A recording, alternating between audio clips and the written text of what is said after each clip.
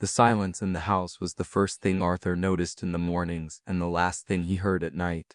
It had been 6 months since Clara passed, but the silence remained a stubborn, unwelcome guest. It clung to the heavy velvet curtains she had picked out and pulled in the empty armchair across from his. Clara had been the source of all the home's gentle noises, the hum of her singing as she watered the geraniums, the soft clatter of her teacup in its saucer, the rustle of a newspaper page turning. Now, the old house on Chestnut Street only echoed with the ticking of the grandfather clock in the hall, a sound that no longer measured time but marked its relentless, empty passage. Arthur, a man of 72 whose hands had spent 50 years shaping wood into beautiful, functional things, felt utterly useless. His workshop in the back of the garden sat dormant, the scent of cedar and sawdust growing faint. Grief was not a thing he could sand down or varnish over. It was a knot in the grain of his own being, and he didn't have the tools to carve it out. This particular Tuesday started like all the others. He made a single cup of coffee, staring out the kitchen window at the bird bath Clara had adored. It was time. He had been putting it off, this final, terrible task, sorting through her things. Her closet was the final frontier, a sanctuary of her scent, lavender and old books that he had kept sealed like a tomb. He opened the door and the scent washed over him, a phantom embrace.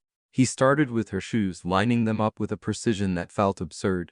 Then her dresses, their floral patterns a ghostly garden in the dim light. At the very back of the closet, on the top shelf beneath a stack of neatly folded winter blankets, his fingers brushed against something hard, wood. He pulled it down.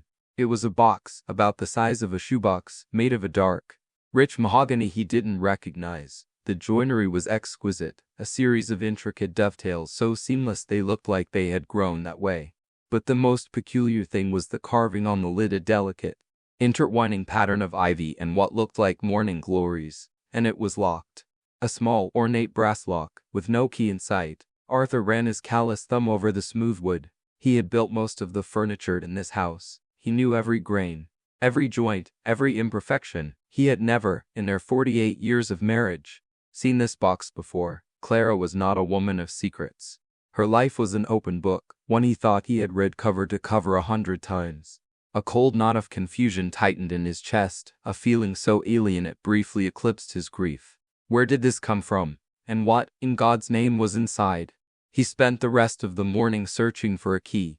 He checked her jewelry box, the small porcelain dish on her dresser where she kept odds and ends, the junk drawer in the kitchen. Nothing. The box sat on the dining room table, a silent testament to a part of his wife he had never known. By afternoon, his frustration had morphed into a quiet desperation. He couldn't bring himself to break it open. The craftsmanship was too beautiful, and more than that, it felt like a violation of her memory. He needed a different kind of expert. He remembered a small shop downtown, a place Clara had sometimes visited tucked away on a side street. Elias' son, Antiques and Restoration. Though old Mr. Elias had passed years ago, his son, or perhaps grandson, had kept it going. Arthur carefully wrapped the box in a soft towel, placed it in a canvas bag and left the quiet house behind.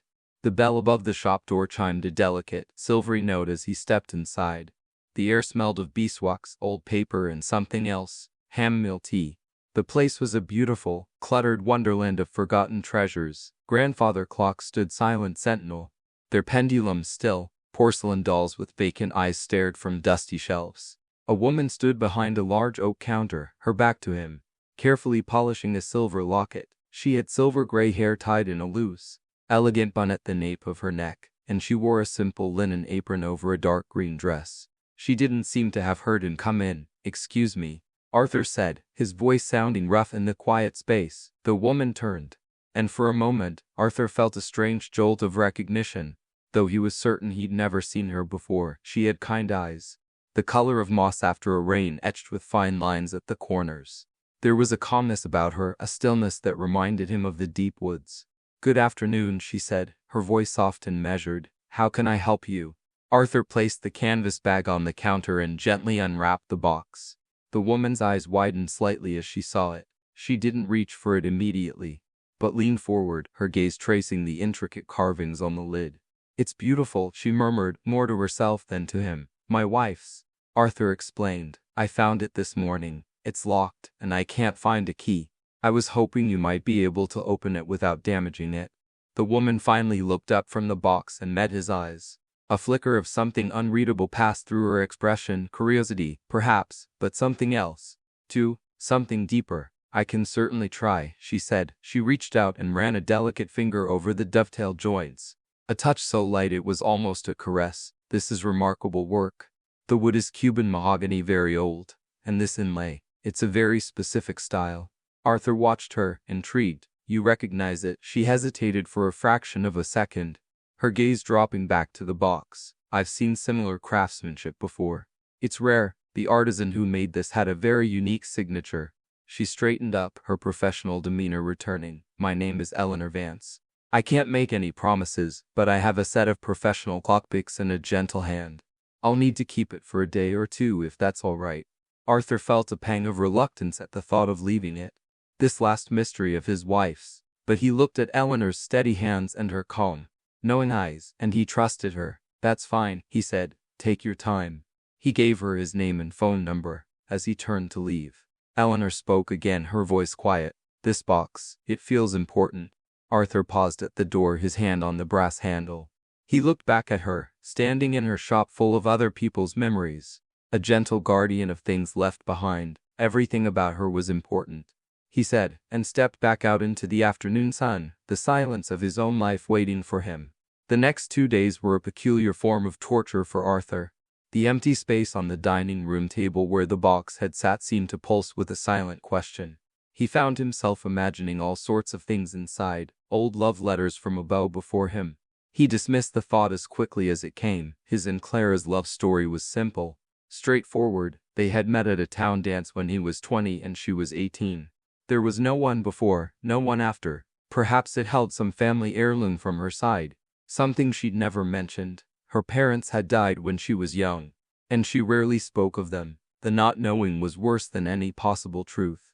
He busied himself in the garden, pulling weeds with a vengeance, trying to tire his body so his mind would quiet down. On the third day the phone rang. It was Eleanor. Mr. Hayes, she said, her calm voice a balm on his frayed nerves.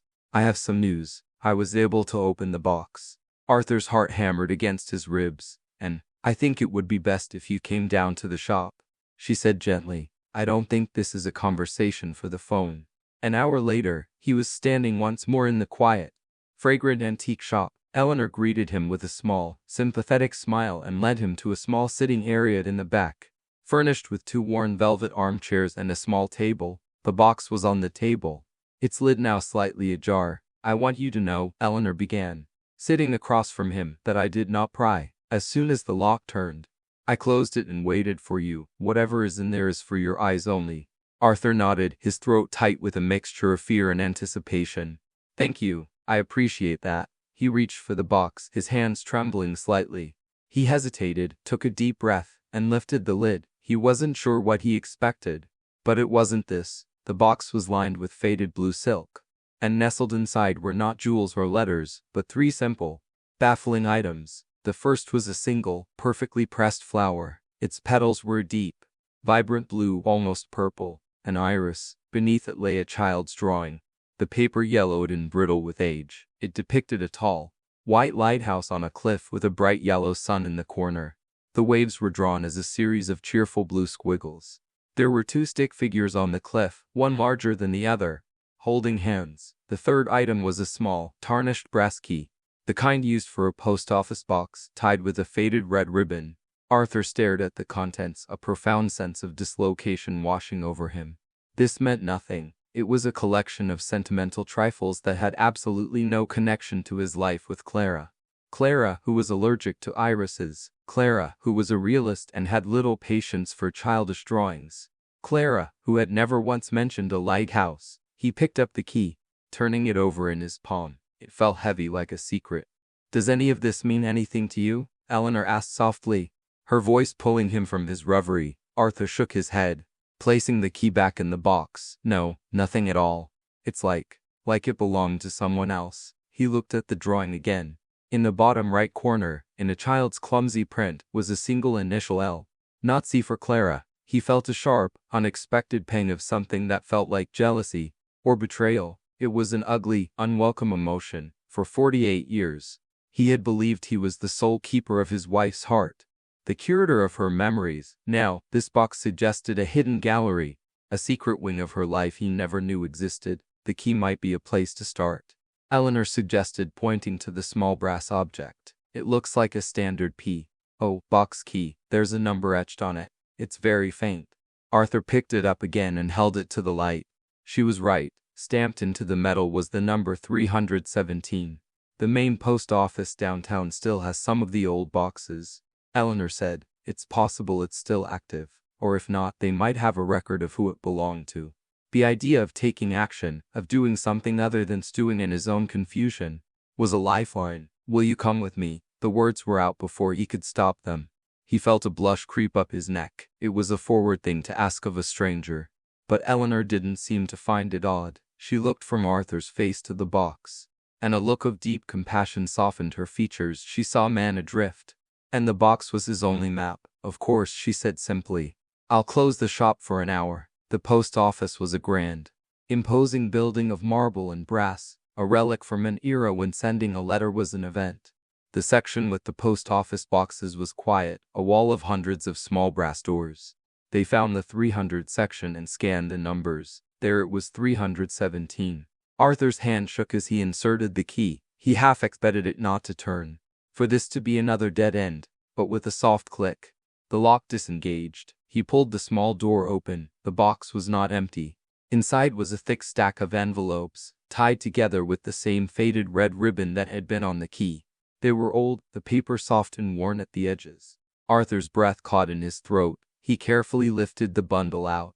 He looked at the top envelope. The postmark was faded, but he could make out the year 1968. 4 years before he and Clara had even met. The letter was addressed not to Clara, but to a man named Daniel, and the return address simply listed a name, Lena. Arthur stood there in the quiet hall of the post office, holding a stranger's love letters, his mind reeling. Clara hadn't had a secret lover. She had been a secret keeper. The relief was so profound it almost buckled his knees. But it was immediately replaced by 1,000 new questions. Who were Lena and Daniel? And why had his wife been the guardian of their story for over 50 years? He looked over at Eleanor. She was watching him, her expression unreadable but intense, as if she was seeing a ghost from her own past. It was then that Arthur noticed the small, silver locket she was wearing, the one he'd seen her polishing. It was shaped like a flower, a blue iris. They took the letters back to Eleanor's shop. The afternoon sun streamed through the front window, illuminating dust motes dancing in the air like tiny, golden sprites. Eleanor made them both a cup of tea, the fragrant steam of chamomile and honey filling the quiet space between them. For a long time, neither of them spoke. Arthur sat in the worn velvet armchair, the bundle of letters resting on his lap. It felt sacrilegious to open them, like eavesdropping on a conversation that had ended half a century ago. You don't have to read them, Eleanor said softly, as if sensing his hesitation. We could just put them back in the box. Some stories aren't meant to be finished. But Arthur knew he couldn't do that. This story was tangled up with his wife's. Understanding it felt like a way of understanding a part of Clara he had never been allowed to see. It was a final conversation with her, albeit a one-sided one. She kept them for a reason, he said, his voice raspy. He carefully untied the faded red ribbon. The letters were not in chronological order. He picked one from the middle of the stack. The handwriting was feminine and elegant. The ink a faded blue. My dearest Daniel, it began. The light from your tower was the last thing I saw before I fell asleep last night, and the first thing I looked for this morning. It feels like a promise, a beacon calling me home. Father was in one of his moods again yesterday. He spoke of my duty, of the respectable match he has arranged. The words were like stones in my pocket, weighing me down. He doesn't see me, Daniel. He only sees a daughter to be married off, a piece in his game. But when I'm with you, I feel seen. You see, Lena, not just the daughter of Thomas Blackwood. I am counting the minutes until our meeting on Saturday. I will wear the blue dress you like. Forever yours, Lena. Arthur put the letter down, his mind working to piece together the fragments. A lighthouse, a domineering father, a secret love. It was a story as old as time. He looked up at Eleanor, who was watching him with an unnerving intensity. Does the name Thomas Blackwood mean anything to you? He asked. Eleanor's teacup rattled softly in its saucer. She set it down with deliberate care. He was a very powerful man in his time, she said. Her voice carefully neutral. Shipping, mostly. He owned half the docks in Port Anne. About a 3-hour drive from here. He was known for being ruthless in business and, some said, in his personal life. He passed away years ago. Port Anne. The name resonated with a faint, distant familiarity. Clara had a cousin who lived near there. Someone they had visited a handful of times in the early years of their marriage. He picked up another letter. This one was more joyful. Daniel, you were right. We can do it. We can leave this place behind. Your plan is daring, but it feels right. I have been slowly putting aside a little money for my allowance. It isn't much, but it's a start. I packed a small bag today, with my favorite book and the drawing you made me of the lighthouse. It felt so real, so hopeful. I imagine us somewhere new, where the name Blackwood means nothing. A small cottage by the sea, a garden of our own. Is it foolish to dream so vividly? You make me brave, my love. All my heart, Lena. The drawing of the lighthouse. The one from the box. It wasn't a child's drawing. It was a keepsake. A symbol of a dream. Arthur felt a growing sense of kinship with these two long-lost lovers. Their hope and their fear felt so palpable, so alive, right here in this dusty antique shop. He read on for over an hour, Eleanor sitting in silent companionship. The story unfolded. Daniel was a lighthouse keeper in Port Anne, a man of simple means but deep integrity. Lena was the sheltered daughter of a tyrant. Their love was a rebellion, a desperate bid for freedom. The final letters grew more urgent, filled with the hushed, frantic energy of an escape plan coming to fruition. They had set a date. Lena was to pack a single bag, meet Daniel at the base of the lighthouse at midnight, and they would take a bus heading west, disappearing into a new life together. The last letter in the stack was dated October 12, 1968. My love, it read. Tonight is the night. My bag is hidden. My heart is pounding so hard I'm sure the whole house can hear it. I am terrified, and I have never been more certain of anything in my life. By the time the sun rises, we will be free. I am thinking of the promise you made me, that one day we would plant a garden filled with blue irises. A whole field of them just for us. Hold that thought for me. See you at midnight. Your Lena. Arthur folded the letter and placed it back on the stack. A profound sadness settled over him. He knew, with a grim certainty, that the plan had failed. Otherwise, why would these letters be here? In a locked box in his wife's closet? Lena and Daniel had never gotten their cottage by the sea, their garden of irises. Something went wrong, he said, the words heavy in the quiet room. Eleanor, who had been staring out the window, turned to him. There were tears glistening in her moss-green eyes. They never made it. It wasn't a question. Clara must have known them, Arthur mused. Trying to connect the dots, she must have been Lena's friend, her confidant. Lena must have given her the box for safekeeping before she ran away. Or, Eleanor said, her voice barely a whisper, Clara was supposed to give the box to Daniel if something happened to Lena. The thought was like a punch to the gut. If that were true, it meant his quiet, gentle Clara had carried the weight of this failed love story, this broken promise. For her entire life, she had never delivered the message. Why had she been unable to find Daniel? Or was the story even darker than that? Port Anne, Arthur said, the name solidifying in his mind. The lighthouse. It must still be there. He looked at Eleanor, a wild, impulsive idea forming. I have to go. He needed to see the place where this story had unfolded. He needed to stand on that cliff and look at that tower. It felt like the only way to get closer to the truth, to get closer to the woman his wife had been before he met her. I'll drive you, Eleanor said, her voice firm, leaving no room for argument. Arthur looked at her, surprised. You don't have to do that. I know, she said, her gaze steady and unwavering, but I think I do. Her words were simple, but they carried a weight that Arthur didn't understand. It felt as if this journey was just as much for her as it was for him. As he prepared to leave the shop, his eyes once again fell on the silver iris locket around her neck. He finally asked the question that had been hovering in the back of his mind. Your locket, he said. It's an iris, just like the pressed flower in the box. Eleanor's hand went to the locket, her fingers closing around it protectively. She gave him a sad, enigmatic smile. My mother always told me it was my flower, she said softly. She said it symbolized hope and wisdom and a promise. She gave this to me just before she died, and with that, she turned to lock the front door, leaving Arthur standing in the fading light, a cold shiver running down his spine. The initial L on the drawing. Lena, His mind made a leap it wasn't prepared for, a conclusion that was both impossible and, suddenly terrifyingly plausible. The 3-hour drive to Port Anne was a journey through rolling green hills and sleepy, forgotten towns. Arthur drove his old, comfortable sedan, a car that still faintly smelled of Clara's gross-scented hand lotion. Eleanor sat in the passenger seat, mostly silent, her gaze fixed on the passing landscape. The silence between them wasn't empty, like the silence in Arthur's house. It was filled with the weight of the letters, with unspoken questions and a shared sense of pilgrimage. Arthur kept glancing over at her, since her comment about the locket. He couldn't shake the impossible thought that had taken root in his mind. Elfrelina, Eleanor, the names were different, but the echoes were there. Her mother who loved irises, her quiet, old-soul wisdom, it was absurd. If her mother was Lena, who was the man she spoke of?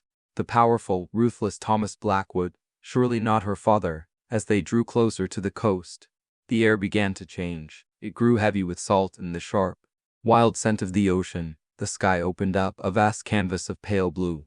And then they saw it, rising from a distant, rocky promontory. A stark white pillar against the horizon, the Port Anne lighthouse. Arthur's hands tightened on the steering wheel. It was exactly as he had imagined from the letters. A lonely, defiant sentinel standing guard over the churning sea. He followed a winding coastal road that led towards it, the tires crunching on the gravel of a small windswept parking lot. They got out of the car. The wind was strong here, whipping Eleanor's silver-gray hair around her face and carrying the cries of gulls. They walked towards the cliff edge, the rhythmic crash of waves against the rocks below a constant, powerful percussion. The lighthouse stood before them, magnificent and melancholic. Its white paint was peeling in places, and a patina of rust stained the iron of the walkway at its top. But it stood strong. He would have seen her coming from up there, Arthur said, his voice nearly carried away by the wind. He would have been watching for her. They stood there for a long time, two strangers bound by a 50-year-old secret, staring at the monument to a love that never was. There was a small, weathered plaque near the base of the tower, Port Anne Lighthouse. Established 1887, automated 1972, automated, so there had been no keeper here for decades. Daniel would have been the last or one of the last. I wonder what happened to him, Arthur said. Did he just leave?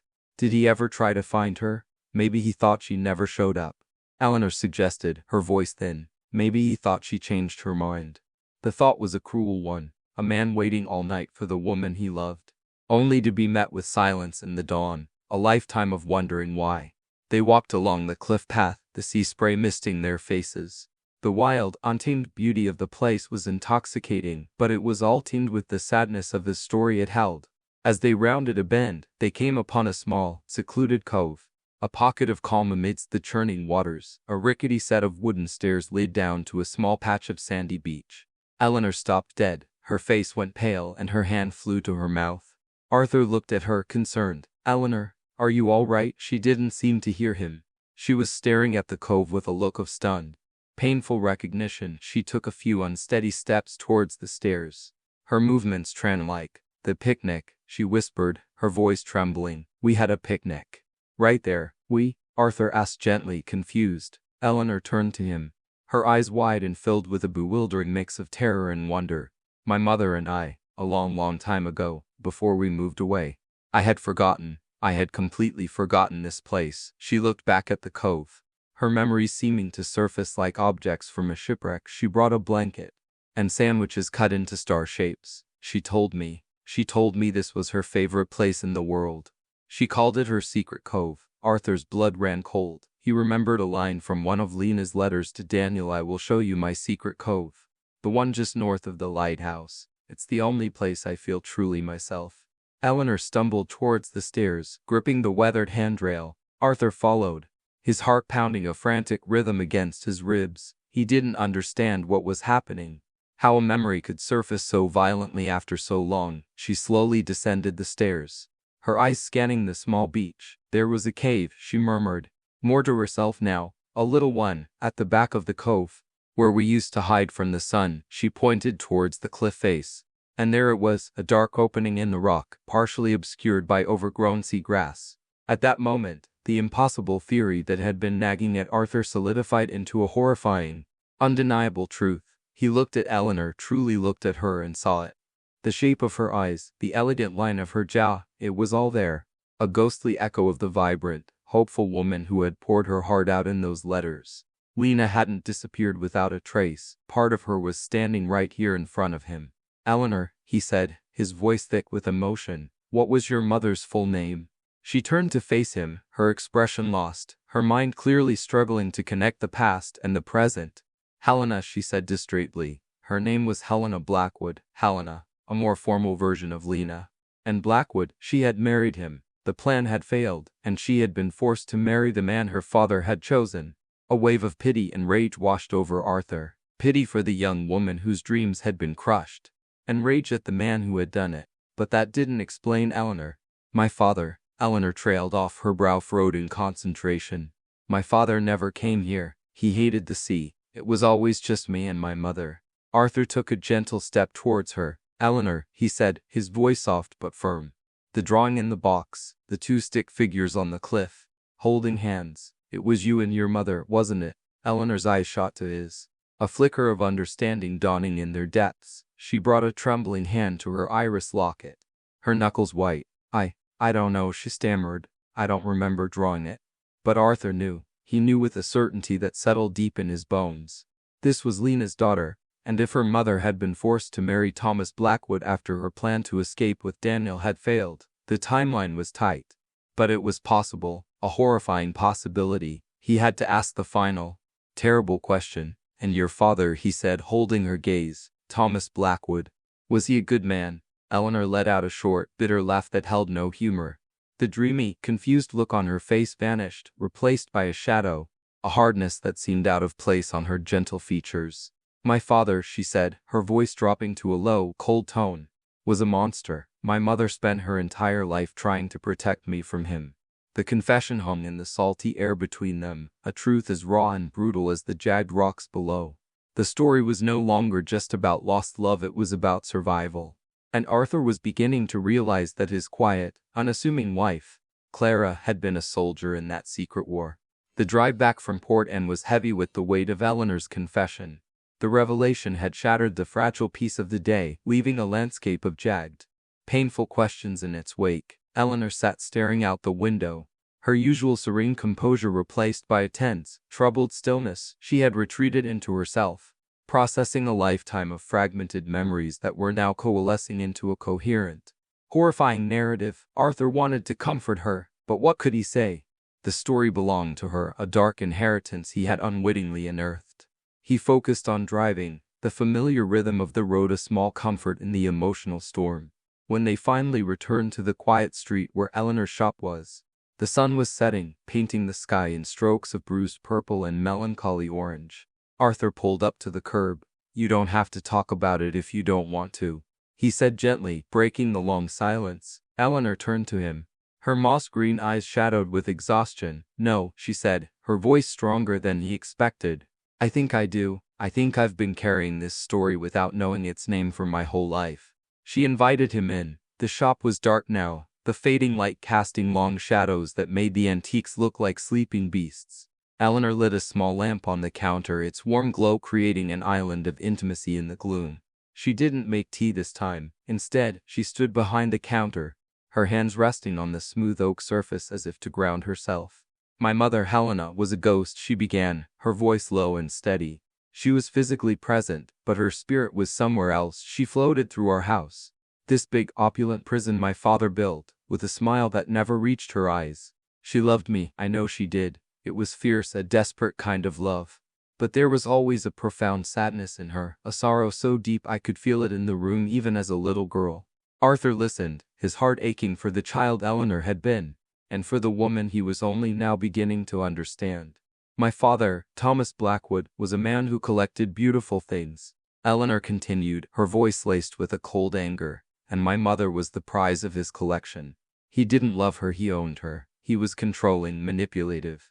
Our lives were governed by his moods, his rules. He hated when she would speak of her childhood in Port Anne. He called it a sentimental foolishness. That's why our trips to the cove were secrets. They were our small act of rebellion." She paused, her gaze distant. "She died when I was 16, a sudden illness, the doctor said. A weak heart, but I know what really killed her. It was a lack of air. A lack of hope. She just faded after she was gone. I couldn't bear to stay. As soon as I turned 18, I took what little my mother had managed to leave me in a private trust. I changed my last name to her mother's maiden name, nThis, and I disappeared. I never looked back. The pieces were clicking into place for Arthur. The escape, the new identity, the desire to be surrounded by old things. Things with stories, perhaps as a way of understanding her own. And Clara, Arthur asked, his voice barely a whisper, where does my wife fit into all of this? Eleanor's gaze softened. Clara was my mother's lifeline. They grew up together, 2 houses down from each other in Port Anne. They were more like sisters than friends.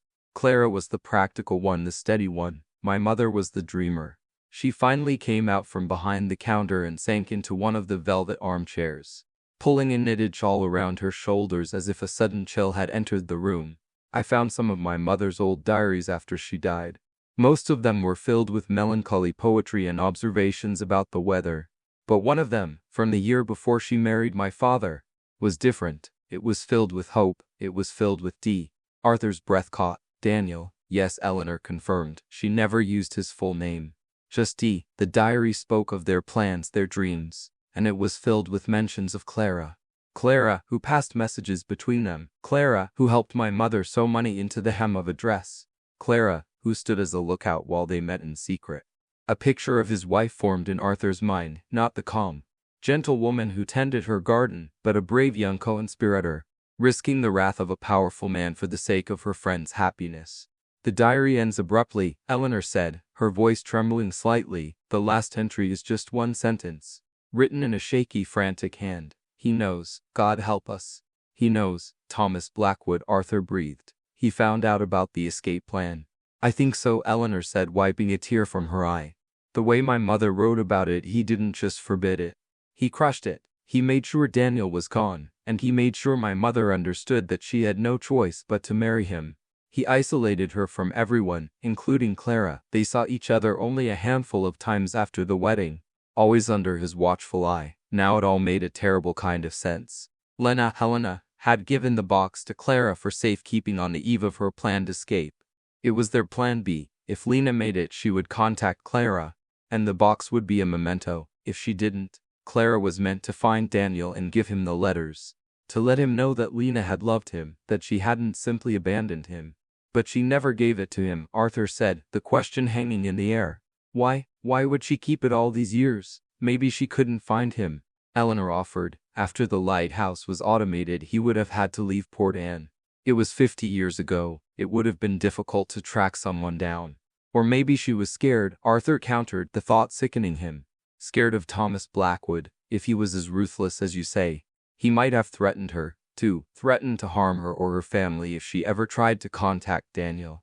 The idea that his wife had lived with that fear, that secret, for their entire marriage was devastating. It recontextualized everything. Her quiet nature, her occasional bouts of melancholy he had always attributed to her missing her parents. It was all colored by this shadow from her past.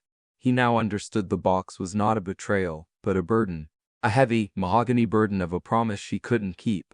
As he sat there, absorbing the weight of it all, his eyes fell upon the box, which was still on the small table. He noticed something he hadn't before. On the inside of the lid, pressed into the wood, was a small, ornate maker's mark. It was the stylized shape of a songbird. Eleanor, he said, his voice quiet. Come look at this. Eleanor leaned over, her eyes squinting in the dim light to see the mark. Her breath hitched in her throat. I've seen that mark before, she whispered, a look of dawning realization on her face. Years ago, on a piece of furniture I was asked to appraise, a beautifully crafted rocking chair. Who made it? Arthur asked, his heart beginning to beat faster. Eleanor looked up at him, her eyes wide. I don't remember the name, but I remember the client. It was an old woman who lived in a nursing home just outside of town. She said the chair was a gift, made for her by her brother just before he left Port Anne for good. A new electrifying thread of hope appeared in the tapestry of this story. A brother, a woodworker, a connection, however faint, to the present day. The story wasn't over. Lena's last wish, entrusted to Clara, had sat dormant for 50 years. But now, in this quiet antique shop, it felt like it was finally time for the promise to be kept. The following days were a whirlwind of quiet, determined investigation. The shared mission had forged a deep and unexpected bond between Arthur and Eleanor. They were no longer just a grieving widower and a solitary shopkeeper. They were partners, detectives piecing together a history that felt intensely personal to both of them. Their first stop was the Whispering Pines retirement community, the nursing home Eleanor remembered. She had called ahead, her voice calm and professional, explaining that she was an antique appraiser trying to trace the provenance of a unique maker's mark. The receptionist, a cheerful woman named Brenda, was surprisingly helpful. "Oh, you must mean the songbird chair," she'd exclaimed over the phone. "That belonged to Mrs. Gable, Agnes Gable. She passed away 2 years ago. Bless her heart, she adored that chair," said her brother Danny made it for her. Danny, the name echoed in the space between Arthur and Eleanor. Daniel, it had to be him. Brenda informed them that after Mrs. Gable's passing, her few belongings had been claimed by her nephew, her brother's son. She gave them a name and a last known address in a town about an hour away. The drive was different this time. It wasn't filled with heavy silence, but with a nervous, hopeful energy. "What are we going to say?" Arthur asked, drumming his fingers on the steering wheel. "We can't just knock on the door and announce that his father had a secret love 50 years ago and might have a daughter he never knew about. We start with the box," Eleanor said, her voice steady, though Arthur could see the tension in her hands, which were clasped tightly in her lap. "We say we found this box that we believe was made by his father. We're trying to return it to its rightful owner." We let the story unfold naturally. It was a good plan. It was calm, measured. It was Eleanor. The address led them to a modest, well-kept suburban house with a tidy garden and a lovingly painted blue door. A wind chime, carved in the shape of birds, sang a gentle melody from the porch. It felt like a good omen. Arthur took a deep breath and rang the bell. The man who answered the door was in his late 40s. With kind eyes and a welcoming smile, he had the solid, capable look of someone who worked with his hands. "Can I help you?" he asked. Arthur, feeling suddenly tongue-tied, gestured for Eleanor to speak. "Mr. Gable," she began, "my name is Eleanor Vance and this is Arthur Hayes. I know this is highly unusual, but we believe we have something that may have belonged to your father." She held up the canvas bag containing the mahogany box. The man, James Gable, looked surprised, but he opened the door wider. "Please, come in." They sat in a comfortable living room filled with beautifully crafted wooden furniture. A magnificent rocking chair with a familiar songbird crest carved into its headrest sat by the fireplace.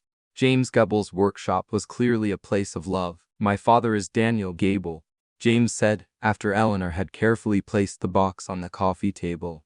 "He passed away 5 years ago. I'm afraid you've missed him." The words landed with a quiet thud. They were too late. A wave of disappointment, so sharp it felt like grief, washed over Arthur. All this way, only to find the story's end. Eleanor, however, looked stricken. Her face had gone pale, and she stared at the box as if it were a ghost. She had been so close to finding a piece of her own history, only to have it snatched away. "I'm so sorry to hear that," Arthur said, his voice thick. He felt a fierce, protective urge to shield Eleanor from this new pain. "This is going to sound strange," Eleanor said, her voice trembling slightly as she composed herself. "But we found this box among the belongings of a recently deceased friend. The craftsmanship is so similar to the chair your Aunt Agnes had. We thought it might be your father's." James leaned forward, his eyes studying the intricate carvings. "My dad was a master craftsman," he said with a sad, proud smile. "He taught me everything I know. He could make wood sing." "May I?" Eleanor nodded. James lifted the lid. He stared at the contents, the pressed iris, the drawing, the stack of letters tied with a red ribbon. He showed no sign of recognition, only a gentle curiosity. "This wasn't my father's," he said finally. "He never mentioned a box like this. And these letters, they're addressed to him. But they're from someone named Lena." He looked up at them, his brow furrowed in confusion. Who was Lena? And so they told him. They told him the story as they knew it, starting with Arthur finding the box, and ending with their trip to the lighthouse. They spoke of Lena Blackwood and her tyrannical father, of the failed escape, of Clara's role as the secret keeper. They left out their suspicions about Eleanor's parentage, sticking only to the facts they could prove. James listened, his expression shifting from confusion to shock, and finally, to a deep, profound sadness. "My God," he whispered when they had finished. "My father, he never spoke of his time in Port Anne. I knew he'd been a lighthouse keeper, but he always said there was nothing there for him. He met my mother a few years later, after he'd left the service. He was a good man, a wonderful father, but there was always a part of him that was distant, a sadness he carried that he would never talk about. He looked down at the letters. He thought she abandoned him. We think her father intercepted her, Arthur said gently, and forced her to marry someone else. James ran a hand through his hair. All those years, he lived his whole life thinking the woman he loved just didn't show up. He looked at Eleanor, his kind eyes filled with a sudden, dawning understanding. He had been listening to her voice, watching her face as she spoke of Lena's story. He saw the resemblance she herself was only just beginning to accept. "You said your mother loved blue irises," he said, his voice soft. Eleanor nodded, unable to speak. "That was my father's favorite flower," James said, his gaze dropping to the pressed flower in the box. "He planted them all along the walkway to our house. My mother used to tease him about it. He always said they reminded him of the color of the sea on a clear day. It was a small detail, but it was everything. It was the proof, the thread that tied all the pieces together. Lena, with her love for irises, and Daniel, the man who had filled his life with them in her memory." A silence fell over the room, thick with the ghosts of what might have been. And then, James did something unexpected. He stood up and walked over to a bookshelf lined with old photo albums. He pulled one down and brought it back to the coffee table. He flipped through the pages, past pictures of his own childhood, birthdays, Christmases, family vacations. He stopped at a section in the very back. The photos were black and white, and much older. "These are his photos from his time in the service. And before," James explained. He pointed to a picture of a handsome young man in a keeper's uniform. Squinting in the sun, he was lean and strong, with a kind smile and eyes that seemed to hold a hint of the sadness he would carry for the rest of his life. "That's him," James said. "That's my dad, Daniel." Eleanor stared at the photograph, her hand trembling as she reached out to touch the image of the young man her mother had loved. And then Arthur saw it, tucked into the edge of the plastic sleeve. Behind the photo of Daniel was a tiny, faded picture no bigger than a postage stamp. A photo booth picture of two young women, their heads pressed together, laughing. One was a young, vibrant Eleanor, a girl with hope in her eyes and a secret on her lips. The other, younger, with a steady, kind gaze and a quiet smile, was his Clara. The twist was a knife to his heart. Clara hadn't just been a friend from a few houses down. She had been there. She was a part of this story in a way he had never imagined. This tiny photograph was irrefutable proof of the deep, secret bond the two women shared. He realized Clara hadn't just been keeping Lena's secret, she had been keeping her own. Seeing the photograph of a young, laughing Clara alongside the woman he now knew was Lena Blackwood sent a tremor through Arthur's world. It was one thing to know his wife had kept a friend's secret. It was another to see the visual proof of their shared history, a history from which he had been completely excluded. It felt like a betrayal. A small, sharp splinter under the skin of their 48 years together.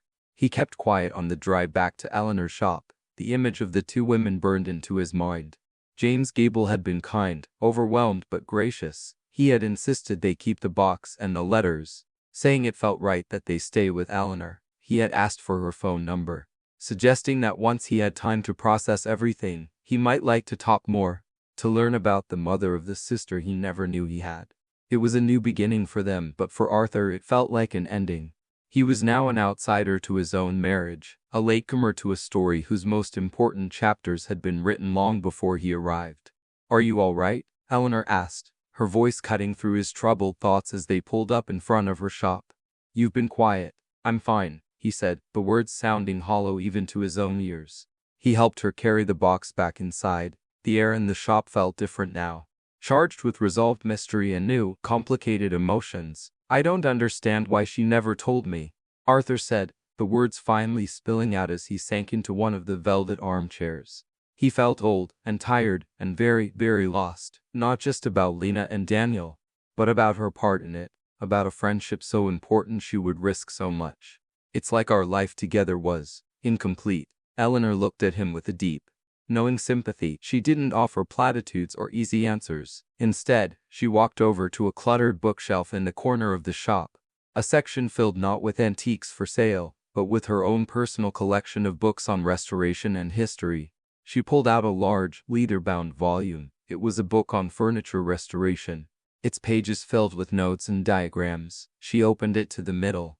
Tucked between the pages was a single, folded piece of paper, yellowed with age. It was a letter. "My mother gave this to me when I was a teenager," Eleanor said, her voice soft. "She told me it was from her dearest friend, and that it contained the kind of wisdom a young woman needed to carry with her.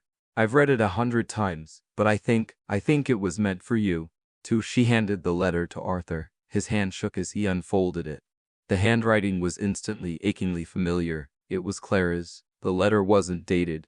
It was addressed simply, "My dearest Helena, my dearest Helena. I hope this letter finds you well, though I know well is a complicated word in your world. I am writing this from my new home. I am married now, to a good and gentle man named Arthur. He is a woodworker. Can you believe it? So quiet and steady. He reminds me sometimes of the goodness I know is in the world.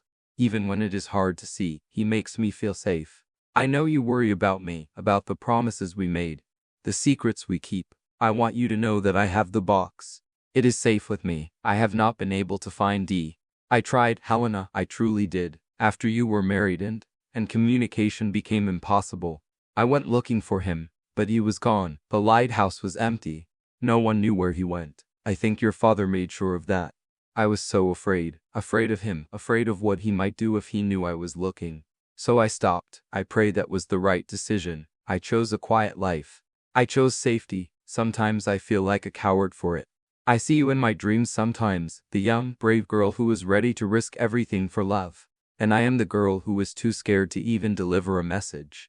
But I want you to know this, and I want your daughter to know it too. If you ever have a chance to tell her, love is not always a grand, daring adventure. Sometimes love is the quiet choice to protect what is precious. It is building a safe harbor in a storm. It is keeping a promise in your heart, even when you cannot fulfill it with your hands. My life with Arthur is my safe harbor. It is not the life of adventure we once dreamed of, but it is a life of deep, quiet love, and I am grateful for it.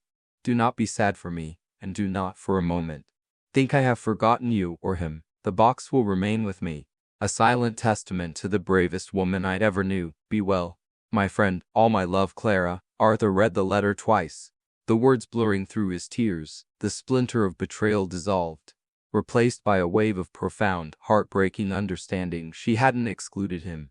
She had protected him. She had built their quiet, happy life as a sanctuary, a deliberate choice to shield him and their marriage from the dangerous shadows of her past. Thomas Blackwood was not a man to be trifled with. Clara had made a choice, not out of cowardice, but out of love for the peaceful life they were building together. He had not been excluded from her heart. He had been the very center of her safe harbor. He looked up at Eleanor, who was watching him with tears in her own eyes. In that moment, he saw not the daughter of a stranger, but the inheritor of his wife's oldest, most fiercely protected loyalty. They were connected, the three of them, by a bond of love and secrets that spanned a lifetime. She was so brave, Eleanor whispered. She was terrified. Arthur corrected her gently. And she did it anyway. That's what bravery is. He carefully folded the letter and handed it back to her. A sense of peace, deep and cleansing, settled over him. The silence in his house was still there, but it no longer felt empty. It felt watchful, full of the quiet strength of the woman who had lived there. He looked around the antique shop, at all the objects imbued with history, with love and with loss. His own life felt like that now. Richer, more complex, layered with stories he was only just beginning to understand. Then, his eyes landed on the mahogany box, still sitting on the coffee table. The story felt complete, yet there was one final loose thread. Lena's letter, the one from the night of the planned escape, filled with hope for a garden of blue irises. Daniel had never read it. James Gable, Arthur said, a new resolve in his voice. We need to call him. His father deserves to know, even now. Eleanor nodded, a small, determined smile gracing her lips for the first time that day. The past was the past, but some messages, she now knew, were never too late to deliver. The next Saturday, Arthur and Eleanor drove back to James Gable's house. This time, they were not arriving as strangers bearing a mystery, but as something akin to distant family, messengers carrying the final chapter of a story that belonged to all of them. James greeted them at the door not with confusion, but with a warm, if somber, welcome. He had been processing the revelations of their last visit, and his kind face was etched with a new, deeper understanding of the father he had loved. He led them to the back of the house, to a beautiful, sun-drenched workshop that smelled of sawdust and varnish. Tools hung in neat, orderly rows above a large workbench. It reminded Arthur so much of his own dormant workshop that a pang of longing went through him. "I've been thinking a lot about what you told me," James said, running a hand over a half-finished cabinet. "About my dad. It explains so much. The way he'd sometimes just stand at the window looking at nothing. The way he told me to always be honest with the people I love. To never leave things unsaid." He looked at the mahogany box, which Eleanor had placed on the workbench. "I went through some of his old things," James continued. "In a trunk in the attic, I found this." He held out a small, worn, leather-bound journal. "It's not a diary, more of a logbook from his time at the lighthouse, mostly weather observations, maintenance notes, but the last few pages are different." He opened the journal and handed it to Arthur. The entries were dated from the week of the planned escape. The handwriting was strong and clear. October 10th, 1968. "The sea is calm tonight. A good omen. 2 more days. It feels like a lifetime. Repaired the lantern mechanism this afternoon. My hands were shaking the whole time. Not from the work." October 11th, 1968. "A storm is rolling in from the west. The sky is bruised. I hope it passes by tomorrow night. I cannot bear the thought of a delay. Packed my bag today. It is not much. Everything I need I am waiting for." And then, the final entry. October 13th, 1968. "She did not come. The storm passed at sunset, and the sky was clear. I waited until the sun came up. The light put out the stars, and then it put out my hope. There was no message, no sign, just silence. The sea is gray today. So is everything else." Arthur closed the journal, his throat tight. He could feel the young man's heart breaking across the chasm of 5 decades. The stark, simple words were more powerful than any flowery prose. "He waited all night," Eleanor whispered, tears welling in her eyes as she read the entry over Arthur's shoulder. "Now," Arthur said gently, turning to her, "it's time for him to get her last letter." Eleanor took a deep breath. She reached into the box and took out the final letter from Lena, the one filled with so much hope and anticipation. Her hands trembled as she unfolded the brittle paper.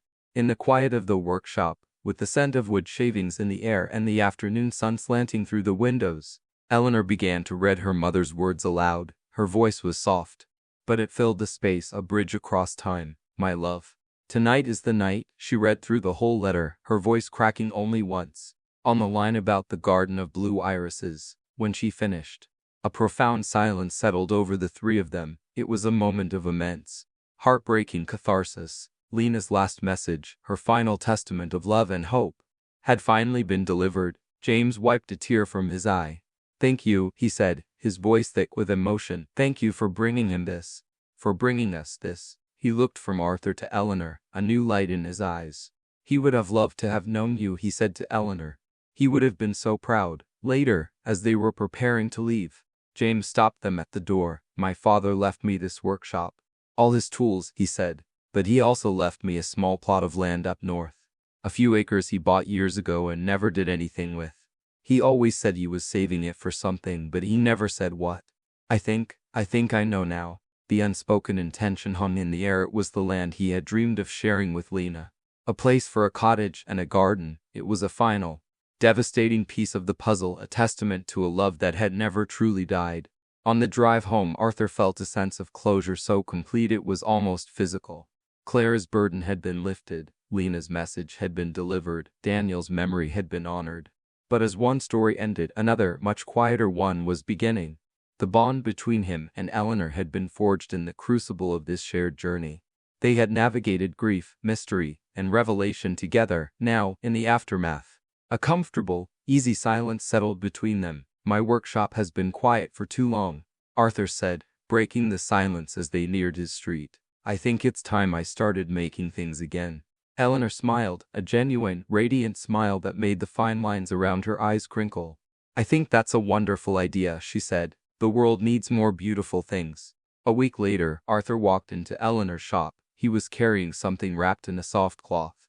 He had spent the entire week in his workshop, the familiar scent of cedar filling his lungs, the feel of the wood coming alive under his hands a balm to his soul. He had not felt this purposeful, this alive, since before Clara had gotten sick. "I have something for you," he said, his heart beating a little faster than usual. He placed the object on the counter and unwrapped it. It was a small box, crafted from light, golden maple. The joinery was perfect, the finish smooth as silk. On the lid, he had carved a single, perfect blue iris. Eleanor gasped, her hand flying to her mouth, her eyes filled with tears. "Arthur," she whispered, "it's beautiful." "Open it," he urged. She lifted the lid.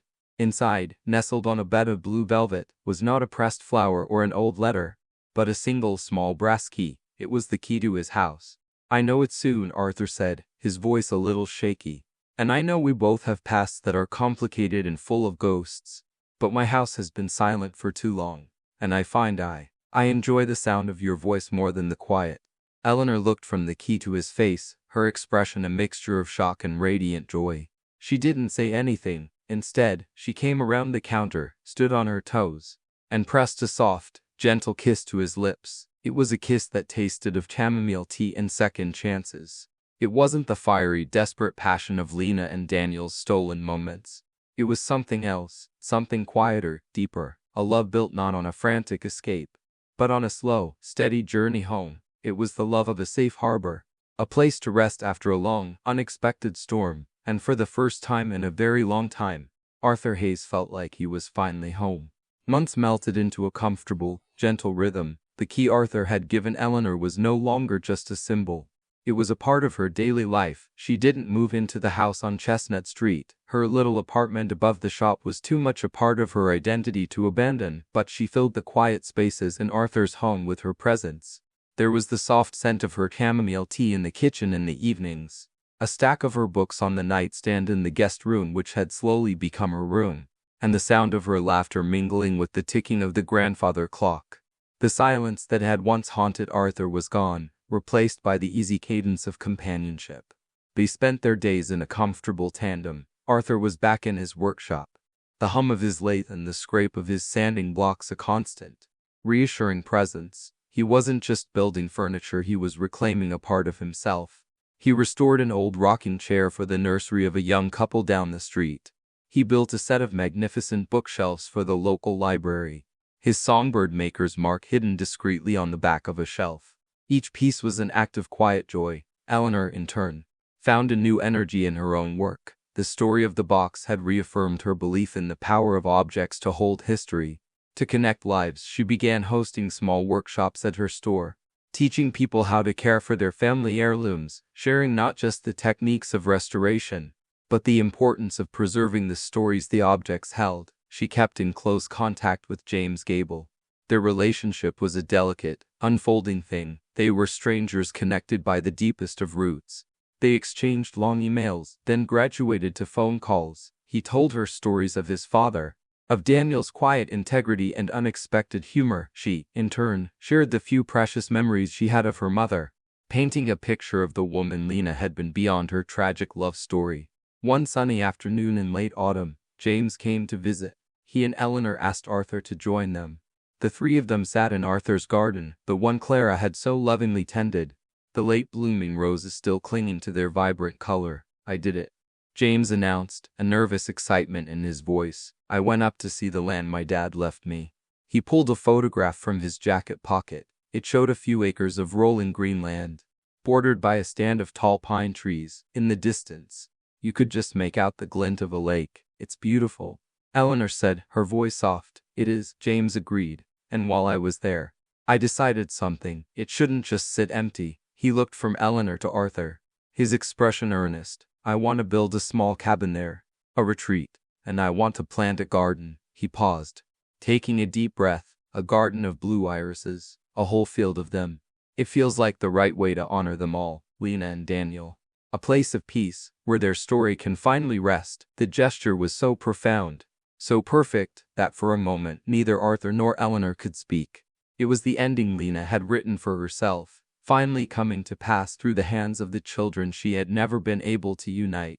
"But," James continued, a sheepish smile on his face, "I've inherited my father's love of wood, but not all of his skill. I could use some help. A master's touch." He looked directly at Arthur. "I was hoping you'd be willing to help me design it. Maybe even help with the fine details, the cabinetry, the window frames. We could put a songbird carving over the door." Arthur was stunned. The offer was more than just a request for help, it was an invitation. An invitation into the final, healing act of the story. It was a chance to use his own skills, the very essence of who he was, to bring beauty and closure to the lives that had so unexpectedly intertwined with his own. He looked at Eleanor, her eyes were shining with hunched tears, and she gave him a small, almost imperceptible nod. "I would be honored," Arthur said, his voice thick with an emotion he couldn't quite name. It was gratitude and humility and a deep, abiding sense of peace. The project became their shared focus through the winter and into the spring.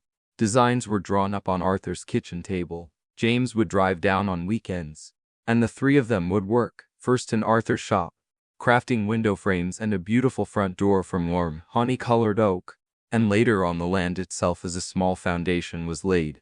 Arthur had never felt more vital. The work gave him purpose, and the easy camaraderie he shared with James and Eleanor was a gift he had never expected to receive at this stage of his life. One crisp spring evening, after a long day of working on the cabin, the three of them were sitting on the new front porch, watching the sunset paint the lake in hues of fire. The frame of the house was up, and the scent of fresh-cut pine was intoxicating. All around the cabin, in the freshly turned earth, were hundreds of newly planted iris bulbs, their green shoots just beginning to poke through the soil. "She would have loved this," Eleanor said quietly, leaning her head on Arthur's shoulder. "He would have, too," James added, his voice content. Arthur looked at the two of them, its brother and sister who had found each other through a 50-year-old mystery, and his heart felt full.